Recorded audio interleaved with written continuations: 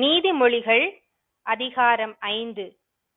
என் மகனே, என் ஞானத்தை கவனித்து என் புத்திக்கு உன் செவியை சாய். அப்பொழுது நீ விவேகத்தை பேணிக் கொள்வாய். உன் உதடுகள் அறிவை காத்துக்கொள்ளும்.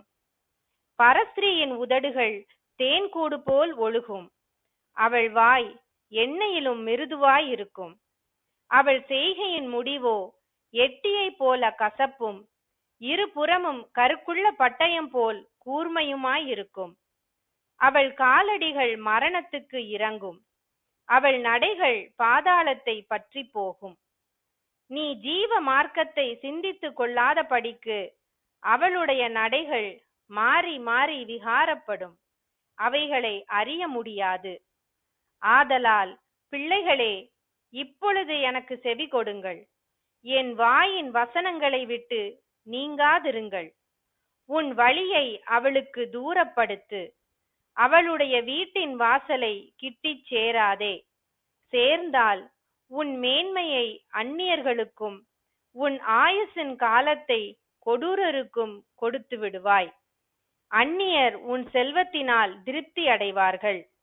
உன் பிரயாசத்தின் பலன் புறத்தியாருடைய வீட்டில் சேரும்.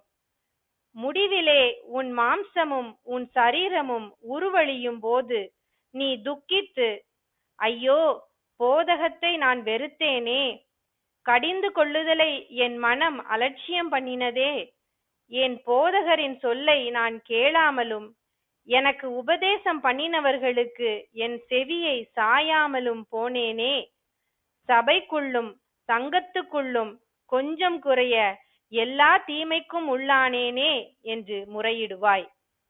உன் கிணற்றில் உள்ள தண்ணீரையும் உன் துறவில் ஊறுகிற ஜலத்தையும் பானம் பண்ணு. உன் ஊற்றுகள் வெளியிலும் உன் வாய்க்கால்கள் வீதிகளிலும் பாய்வதாக. அவைகள் அந்நியருக்கும் உரியவைகளாயிராமல் உனக்கே உரியவைகளாயிருப்பதாக. உன் ஊற்றுக்கண் ஆசீர்வதிக்கப்படுவதாக. உன் இளவயதின் மனைவியோடே மகிழ்ந்திரு. அவளே நேசிக்கப்படத்தக்க பெண்மானும் அழகான வரையாடும் போலிருப்பாளாக. அவளுடைய ஸ்தனங்களே எப்பொழுதும் உன்னை திருப்தி செய்வதாக.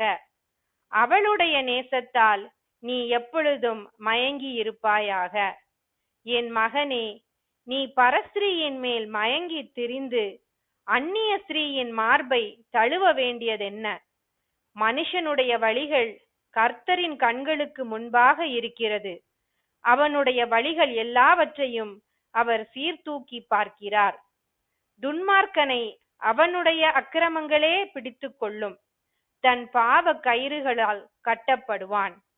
அவன் புத்தியை கேளாததினால் மடிந்து தன் மதிகேட்டின் மிகுதியினால் மயங்கி போவான்.